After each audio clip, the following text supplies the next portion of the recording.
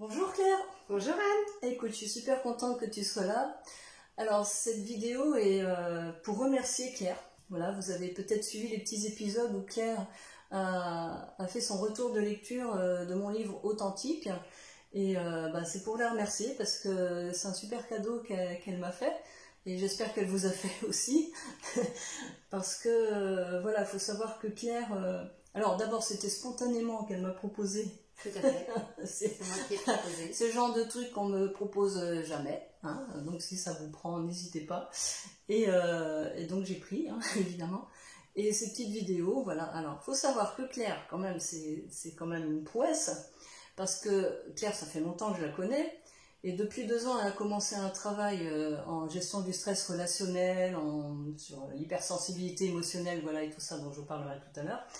Et faut savoir qu'au début, pour Claire, prendre la parole en public, c'était quand même pas de la tarte. C'était les sueurs froides, pas dormir pendant 15 jours. Tu me dis si je me trompe. Non, c'est ça. Voilà, ça. La boule là, ouais. Vous voyez pas, mais enfin bon, voilà, la boule partout. Et puis surtout, un stress à 15 sur 10, sur l'échelle de 10. Donc voilà, c'était le trou noir devant le public, enfin quasiment impossible. Et puis récemment, elle a fait une conférence, voilà, et bien ça s'est très bien passé. Même t'en rigolais, je me souviens. Voilà, t'as pris ça plutôt à la légère, puis ça s'est très bien passé. Beaucoup plus de légèreté, oui. Et puis là, maintenant, elle fait des vidéos sur YouTube. Donc voilà, et qu'est-ce qui t'est arrivé, Claire? Comment t'as fait pour en arriver là? Oh, c'est un long travail, mais effectivement, tu as tout à fait raison. Après... il y a eu plusieurs facteurs et je pense que le premier ça a été les 14 ans de sophrologie que j'ai pu faire avec toi, qui m'ont permis d'être à l'écoute de mes ressentis, de prendre conscience de qui j'étais et d'être en adéquation avec mes valeurs et ne plus avoir peur du jugement des autres, ne plus avoir peur d'être critiquée.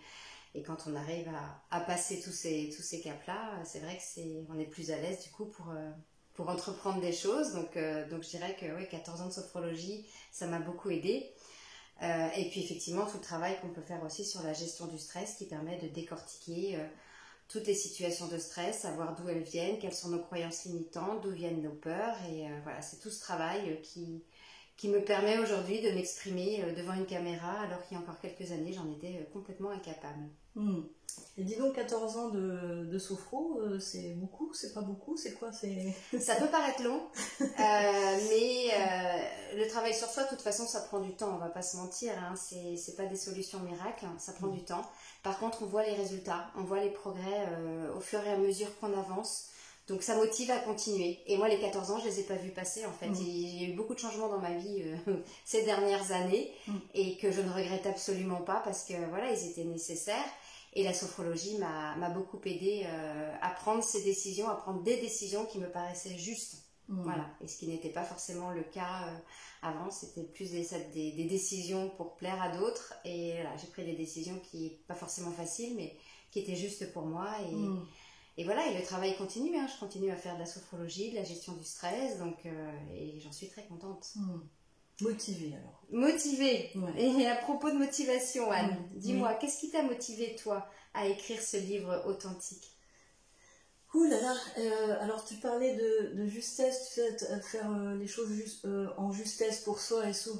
Il y a un petit peu de ça, parce que dans mon livre, authentique, c'est en 3 mots, mais c'est aussi être authentique et être dans la congruence. La congruence, c'est l'alignement entre ce qu'on pense, ce qu'on dit, ce qu'on fait et nos valeurs. Et c'est un livre aussi là-dessus. Et si je l'ai écrit, c'est parce que j'étais motivée pour écrire là-dessus. Mais le déclencheur, en fait, il y en a eu 2. Il y a longtemps, il y a plus de 20 ans de ça, j'ai vu un neurologue. Je faisais de la sophrologie depuis 5 ans. Donc voilà. Et j'étais voir ce neurologue pour faire un petit peu le point.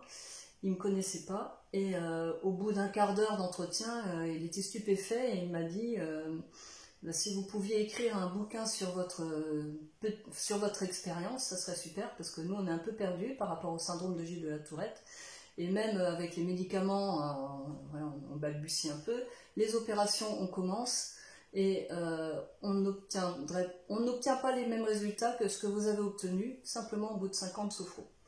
Donc bon, moi j'avais pas encore suffisamment d'expérience à l'époque, donc j'ai gardé ça sous le coude, mais je me suis dit peut-être qu'un jour ça viendra, mais enfin bon, je ne sentais pas la capacité de le faire, en tout cas j'avais pas suffisamment de données, hein, évidemment. Et puis, eh bien 18 ans plus tard, j'ai accompagné un jeune qui avait le syndrome de Gilles de la Tourette.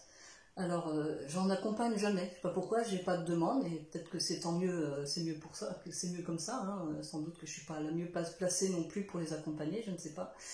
Et alors, faut savoir que syndrome de Gilles de la Tourette, comme j'ai déjà dit dans d'autres vidéos, c'est en moyenne 40 000 tics par jour. Donc ça peut être moins, mais ça peut être aussi beaucoup plus.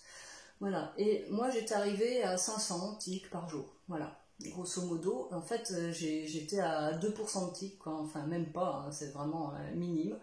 Et j'avais plus tellement la sensation des tics. Et j'ai pu accompagner ce jeune pendant 6 mois sans effet miroir, parce que souvent quand on a des tics, quand on a la syndrome de Tourette, on copie les gestes des autres. Tu fais un truc comme ça, bah, moi je vais refaire pareil, parce que je vais vouloir voir ce que ça donne, mais façon syndrome de Tourette, quoi, donc pas juste ça, hein, ça c'est pas un tic, ça. Hein. Enfin, ça pourrait, mais si je commence à... Voilà. Bon, bref, je ne le recopiais pas. Et puis sa maman, au bout de 6 mois, elle a dit, ça serait quand même bien que vous écriviez un livre sur votre expérience, sur tout ce que vous avez fait, tout ce que vous nous expliquez, parce que bah, c'est riche, voilà. Donc ça fait 6 mois qu'on vous voit, et c'est très riche. Donc du coup, il y a eu un déclic. J'ai dit, je vais le faire. Je vais le faire aussi parce que je ne me sentais pas du tout comprise par mon entourage, et par... même des collègues, enfin bon, c'est très compliqué, voilà. Donc je me suis dit, je vais le faire, mais j'ai presque plus de tics, donc ça va être compliqué. Donc j'ai copié les tics de ce jeune homme, et je me suis replongée dedans.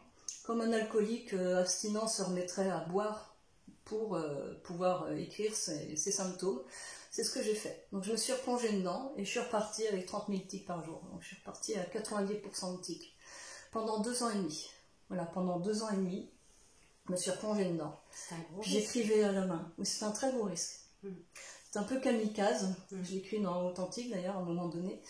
Parce que j'aurais pu ne pas pouvoir m'en sortir. C'était vraiment très risqué. Mais j'ai fait un travail de laboratoire, un travail scientifique, même si je ne suis pas scientifique. Hein, voilà, je n'ai pas de diplôme scientifique. Mais pour moi, être scientifique, c'est ça, c'est le travail de laboratoire, faire les expériences, prendre des notes, expérimenter, etc. Et sur du long terme. Hein.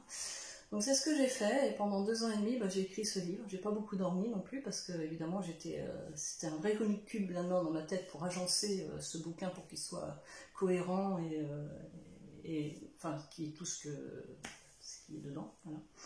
Et surtout j'écrivais à la main, donc c'était beaucoup de tics à écrire à la main, parce que je n'arrivais pas à écrire à l'ordinateur non plus, c'était pas dans mes fonctions. Voilà, donc c'était beaucoup de souffrance, et je l'aurais jamais fait si j'avais pas été certaine de pouvoir retrouver l'équilibre ensuite. Hein, si j'avais pas été certaine de ma capacité à retrouver l'équilibre. Et je savais que j'allais pouvoir retrouver l'équilibre grâce à tout ce que j'ai écrit dans mon livre, tout ce que je décris. Mon travail, les méthodes, voilà, enfin bon, faut plonger dedans pour comprendre. Je l'ai retrouvé, l'équilibre. Voilà, ça m'a pris quand même du temps, parce qu'après la sortie de mon livre, il s'est passé beaucoup de choses qui n'étaient pas forcément agréables. Beaucoup de choses agréables aussi, mais il y a toujours cette excitation et aussi les frustrations, donc voilà. Donc j'ai fait un gros travail aussi sur mon ego, sur les souffrances égotiques. Voilà, et je me suis beaucoup aidée avec ma méthode ADAE, aide au discernement pour l'ajustement et l'harmonisation de l'ego. Moi, c'est ce que tu fais aussi depuis 2 ans, Claire. Voilà. Donc, voilà pourquoi j'ai écrit ce livre, c'est pour partager mon expérience. C'est pas juste pour parler du syndrome de Gilles de la Tourette, c'est pour expliquer aussi, pour que les gens comprennent, parce que c'est pas connu du tout, c'est un peu laissé de côté par la médecine et tout. Mais je vais vraiment remettre les choses un petit peu en place, même si je ne peux pas parler au nom de tout le monde, évidemment. Parler de la sophrologie aussi, parce que voilà, c'est quand même mon moteur. Et puis aussi parce que c'est un partage avec de l'espoir. C'est pas médérabiliste, c'est pas pour parler que de moi et du syndrome de Gilles de la Tourette.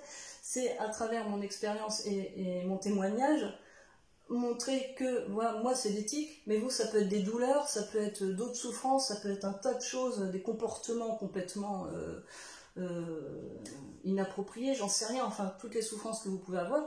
Peut-être bien que tout ce que j'explique là-dedans, parce que c'est quand même un sacré décortiquage, peut aussi aider les gens, voilà, et notamment les gens douloureux, les gens hypersensibles, comme l'a dit Claire dans une de ses vidéos, voilà, tout ça. Donc c'est aussi un partage, c'est un travail de terrain qui pour moi est un travail scientifique, voilà, et que je partage là, sous forme de roman, pour que ce soit agréable à lire, pour que ce soit fluide, etc. Donc il y a l'histoire, et en même temps, au fur et à mesure de l'histoire, eh bien, on apprend plein de choses, voilà.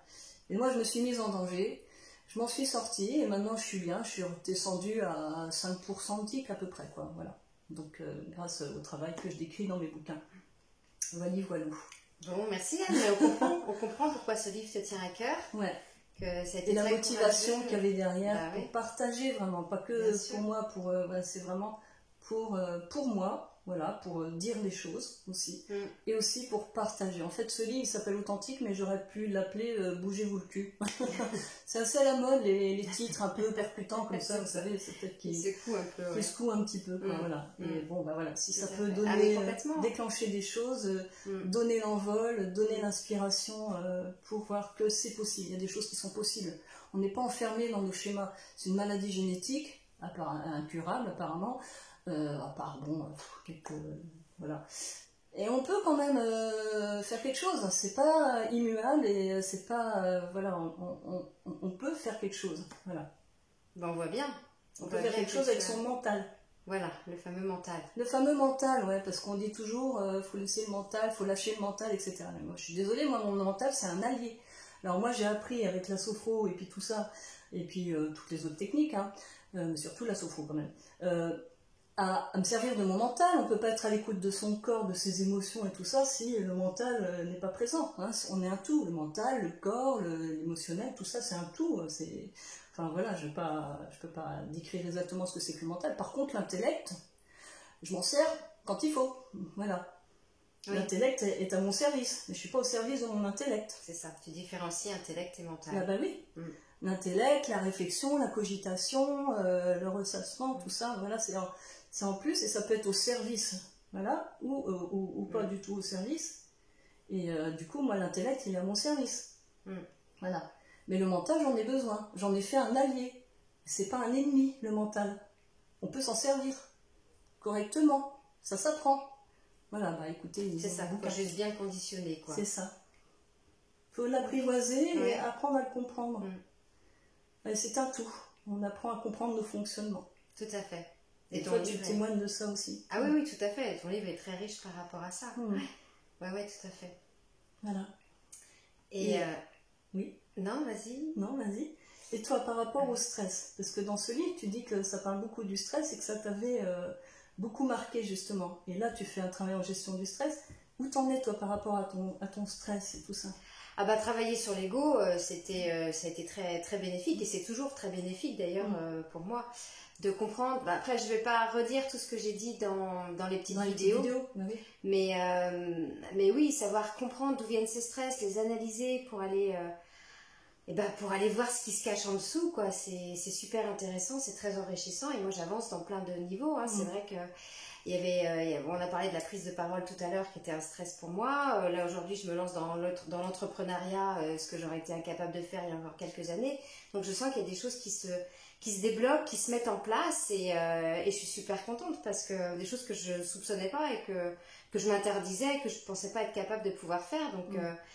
Donc ça fait 2 ans que je fais ce travail-là, effectivement, et quand je vois déjà tout ce qui a évolué, je suis super contente et j'ai hâte de voir la suite, quoi. Je suis impatiente de voir quel cadeau la vie me réserve encore. Donc non, c'est chouette. Et qu'est-ce qui t'a donné envie de faire ce travail en gestion du stress, justement?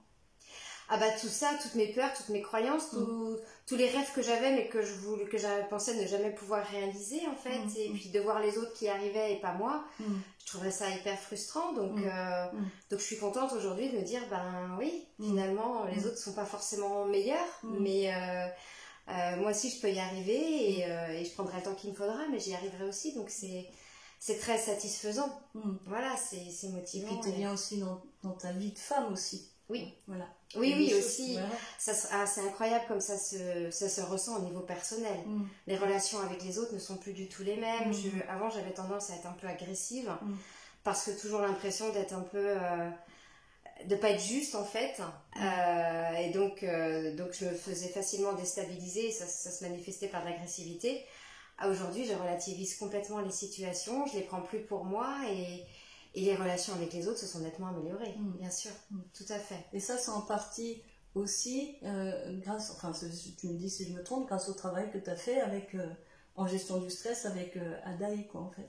Ah oui, complètement. D'accord. Oui, tout à fait. De se libérer de nos croyances, de se libérer de nos colères, apprendre à se libérer de tout ce qui nous pollue, finalement. Oui, ça marche. Ça marche. Ça marche. Ouais. Ça me fait plaisir parce qu'en fait, tu as lu mon livre Histoires érotiques. Oui. Alors, je ne l'ai pas là. Attends, je vais te chercher vite fait. Voilà, Histoires érotiques. On n'anticipe rien ici, hein. Tout est spontané. Oui, d'ailleurs, ce livre, c'est ce livre-là qui m'a donné envie de... il est encore sous plastique, voilà, Histoires érotiques. Voilà, il y a un jeu de mots encore, vous voyez, c'est la couverture, elle brille. Et c'est ce livre-là qui m'a donné envie de creuser encore plus. De creuser, voilà. Ouais. En fait, dans ce bouquin, c'est un peu la suite de Authentique, sans que ce soit vraiment la suite, c'est pas le même personnage ni le même lieu, mais ça aurait pu.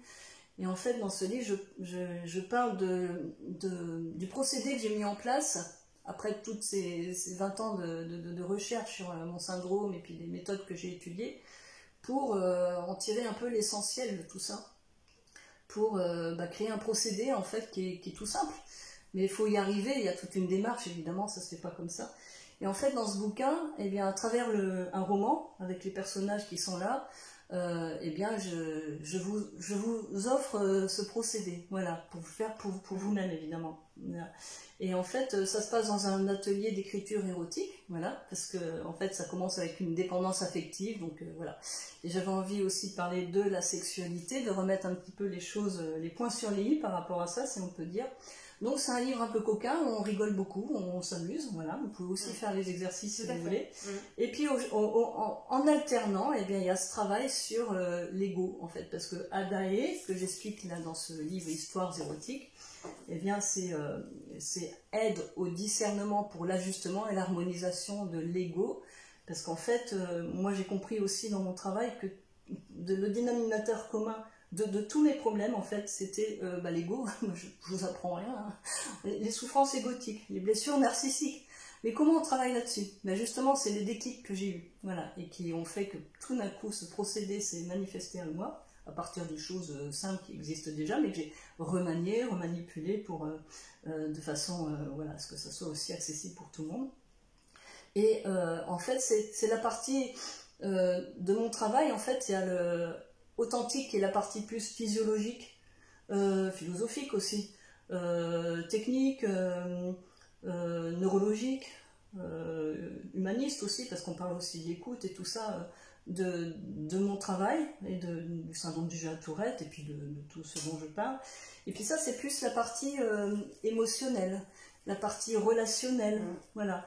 Et comment on travaille sur notre stress relationnel. Parce que c'est ça aussi qui provoque les souffrances, les souffrances viennent, c'est toute une imbrication, hein. J'ai fait une vidéo qui s'appelle « Tu comptes rester habillé comme ça ?» J'explique beaucoup de choses là-dedans, voilà, sur la communication justement.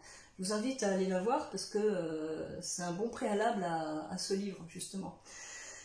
Parce qu'en fait, dans le stress relationnel, on s'en occupe pas énormément.